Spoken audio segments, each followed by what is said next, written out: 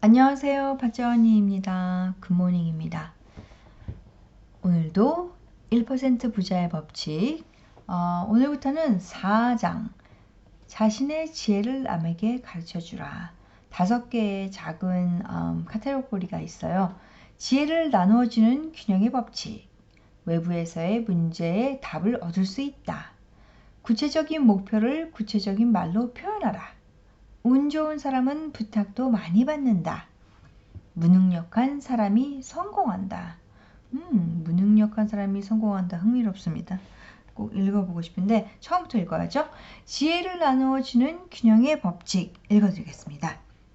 사용이 끝난 지혜는 어떻게 해야 할까? 세상에는 균형의 법칙이라는 진리가 있다. 예를 들어 어떤 사람이 부자가 되었다고 하자. 그는 틀림없이 부자가 되는 방법을 알고 있을 것이다. 한편 한약 제품을 한 달에 4천만 원어치 팔 수 있는 사람이 있다고 하자. 그는 한 달에 4천만 원어치 한약을 팔 수 있는 방법을 알고 있을 것이다.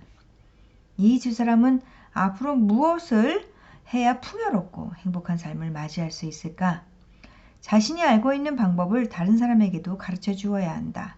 만일 그 방법을 다른 사람에게 가르쳐 주지 않는다면 행복해지기는커녕 언젠가 실패를 맛보게 되어 오히려 불행해진다. 부자가 되는 방법이나 한 달에 4천만 원어치의 한약 제품을 파는 지혜는 이른바 그 쓰임이 다한 지혜다. 이런 지혜는 언제까지나 움켜쥐고 있다고 해서 자신에게 아무런 도움이 되지 않는다. 쓰임이 다한 지혜는 우리 주위 사람들에게 나누어 주어야 한다. 지혜를 나누어 주면 3배의 보답으로 돌아온다. 왜 자신의 지혜를 주위 사람들에게 나누어 주어야 할까? 자신의 입장에서는 이미 쓰임이 다한 지혜를 다른 사람에게 가르쳐 주지 않는 것은 가난뱅이의 욕심에 불과하기 때문이다. 이 같은 욕심쟁이는 반드시 가난해진다. 자신에게는 쓸모가 없는 것을 아깝다는 이유로 움켜쥐고 있는 사람은 결국 그 무게를 감당하지 못하고 가난이라는 늪에 빠지게 마련이다. 한 달에 4천만 원어치의 한약을 팔 수 있는 사람에게는 한 달에 4천만 원어치의 한약을 팔 수 있는 지혜가 더 이상 필요 없다. 그가 앞으로 차지해야 할 것은 한 달에 5천만 원, 6천만 원어치의 제품을 팔 수 있는 지혜다. 6천만 원어치 한약을 파는 방법은 4천만 원어치의 한약을 파는 방법과는 다르다. 따라서 한 달에 4천만 원어치의 한약을 파는 방법은 그에게 더 이상 필요가 없다. 더 이상 필요하지 않는 지혜이니까 다른 사람에게 나누어 준다고 해도 손해를 보지 않는다. 그렇다면 4천만 원어치 한약을 팔 수 있는 사람이 그 지혜를 3천만 원어치밖에 팔지 못하는 사람에게 가르쳐 주었다고 하자. 그럴 경우 그 방법을 배운 사람의 매상은 3천만 원에서 4천만 원으로 1천만 원이 늘 것이다. 3천만 원어치밖에 팔 수 없었던 사람은 4천만 원어치를 팔 수 있게 되었기 때문에 크게 기뻐한다. 하지만 사실 그 지혜를 가르쳐준 사람의 매상은 3천만 원이 증가하게 된다. 이는 필요 없게 된 지혜를 나누어 준 보답이다. 보답을 기대해서는 안 되지만 기대하지 않는 보답이 저절로 굴러 들어오는 것이다. 마쓰시다가 많은 책을 쓴 이유. 필요 없게 된 지혜를 다른 사람에게 나누어 주면 보답이 돌아오는 이유는 무엇일까? 지혜를 나누어 준 것에 대한 보답이 이루어지지 않으면 세상의 균형이 무너지기 때문이다. 이것이 곧 균형의 법칙이다. 우주는 균형의 법칙을 통해 형성되어 있다. 마쓰시다는 많은 책을 썼는데 바로 이 균형의 법칙을 이해하고 있었기 때문이다. 그는 책을 통해 자신이 터득한 비즈니스 방법이나 행복하게 살 수 있는 삶을 많은 사람들에게 전해주고자 했다. 전제보다 더 나은 행복을 원한다면 지금 여러분이 알고 있는 지혜를 주위 사람들에게 나누어 주도록 하라. 다른 이들에게 나누어 주려 하지 않는 사람은 이 지혜를 가지고 있으면 자신이 마치 모든 사람 위에 군림하고 있는 듯한 착각을 갖고 있기 때문이다. 이 같은 생각으로는 현재보다 나은 수준의 행복을 바랄 수 없다. 세무서는 행복의 신. 세금에 대해서는 앞에서도 설명했다. 세금 또한 균형의 법칙에 해당한다. 자신의 소득을 정직하게 신고하고 세금을 확실하게 내면 결국 그 몇 배의 보답이 돌아온다. 따라서 나는 세무서에서 고지하는 대로 세금을 납부해왔다. 세금을 줄이기 위한 편법 따위는 사용해 본 적이 없다. 내가 9년 동안 납부한 국세만 해도 1381억 9,100만 원에 이른다. 엄청 많습니다. 계속 읽겠습니다. 그렇게 많은 세금을 내다니 그런데도 세금을 절약할 수 있는 대책은 세우지 않습니까? 종종 이 같은 질문을 받는다. 하지만 내가 절세 대책을 세우지 않는 이유는 간단하다. 절세 대책은 내게 아무런 이득을 주지 않기 때문이다. 세무서 직원에게도 나는 다음과 같이 말한다. 나는 탈세할 생각이 전혀 없습니다. 하지만 혹시 내가 당신을 속일지도 모른다는 생각을 버리시면 안 됩니다. 의심을 받으면 회사의 격리 업무를 좀 더 엄격하게 처리할 수 있기 때문에 결국 실수가 발생하지 않는다. 반면에 세무서에 신뢰를 얻으면 자칫 방심하게 될 수도 있다. 세무서 직원은 돈을 버는 사람들을 찾아온다. 세무서의 감시가 엄격한 회사는 경영이 잘 이루어지고 있는 회사다.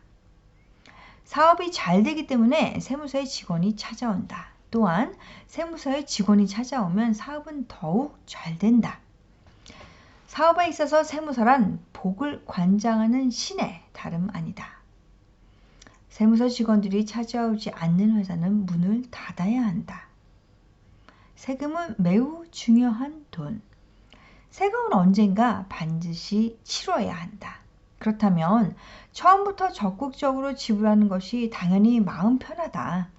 세금이란 말은 들으면 기분 나쁜 이미지를 떠올리는 사람도 많이 있을 것이다. 하지만 사업가라면 세금이 매우 중요한 돈이라는 사실을 깨달아야 한다.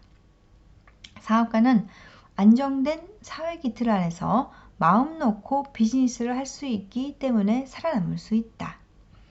안정된 사회에는 깨끗한 도로, 튼튼한 다리 등 사회 간접시설이 잘 갖추어져 있다. 또한 안전생활을 보장해주는 경찰이나 소방서 직원들도 필요하다. 이처럼 잘 정비된 사회를 지탱해주는 근간이 바로 세금이다. 따라서 세금을 절약하겠다는 생각은 사업가로서는 하늘을 향해 침을 뱉는 행위와도 같은 커다란 잘못이다. 사람은 언젠가 반드시 죽는다. 그리고 죽을 때 돈을 가져가는 것이 아니다. 그저 이 세상에 남겨둘 뿐이다. 아무리 많은 돈을 모은다 해도 임종에 이르면 모든 것이 끝난다. 그렇다면 세금을 줄이겠다는 생각을 버리는 편이 좋다.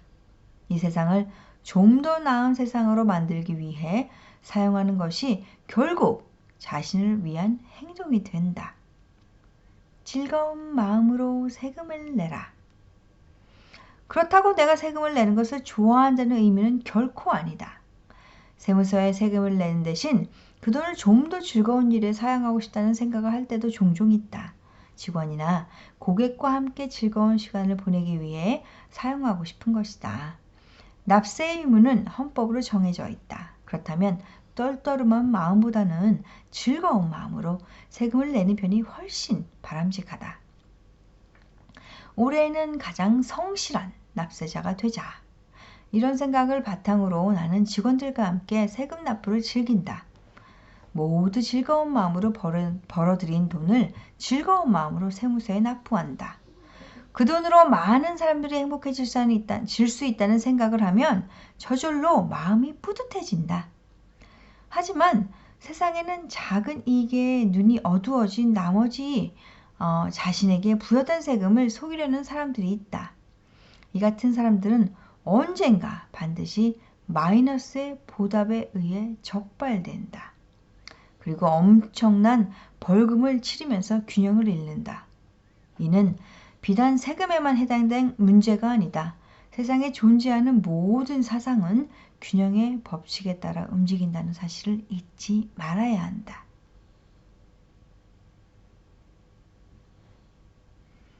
성공과 실패는 마음먹기에 달렸다. 가난을 딛고 일어서 일본 최고의 부자에 10번이나 올랐던 마쓰시타 그룹의 창업자인 마쓰시타 고노스케는 17세에 전등회사 직공으로 들어가 기술을 익힌 뒤 공장을 차려 성공의 씨앗을 심었다. 일본의 어머니들은 아들에게 고노스케를 닮아라 라고 훈계하고 경제들은 마쓰시타 주의라는 새 용어를 만들어냈다. 마쓰시타 회장은 나는 가난 속에서 태어났기 때문에 부지런히 일하지 않고서는 잘 살 수 없다는 진리를 깨달았습니다. 또 건강의 소중함도 일찍이 깨달아 몸을 아끼고 건강에 힘써 90세가 넘었어도 30대의 건강으로 겨울철 냉수 마찰을 합니다. 초등학교를 중퇴했지만 항상 이 세상 모든 사람을 나의 스승으로 받들어 배우는 데 노력함으로써 많은 지식과 상식을 얻었습니다. 이처럼 불행한 환경이 나를 이만큼 성장시켜주기 위해 하늘이 준 시련이라 생각되어 늘 감사하고 있습니다. 라고 성공의 비결을 말했다. 성공과 실패는 오직 스스로의 마음먹기에 달려 있으므로 마음을 굳게 먹으면 세상에 이루지 못할 일이 없다. 오늘은 여기까지 읽어드리겠습니다. 내일은 외부에서 문제의 답을 얻을 수 있다를 읽어드리겠습니다. 좋은 하루 되세요.